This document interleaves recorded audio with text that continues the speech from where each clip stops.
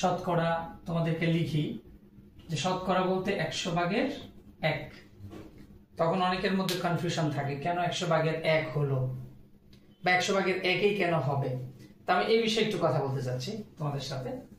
সেটা হচ্ছে কেন 100 ভাগের 1 হলো সেটা আমি একটু বর্ণনা করছি। দেখো এই পার্সেন্টেজ আমেরিকাতে হচ্ছে 100 সেন্ট।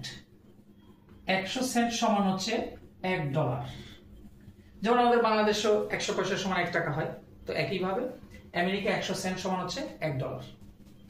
তো একইভাবে 1 সেন্ট, আমি যদি 100 সেন্ট থেকে 1 সেন্ট নেই তাহলে এটা সমান হচ্ছে $1/100। তার মানে 1 সেন্ট সমান হচ্ছে $1/100।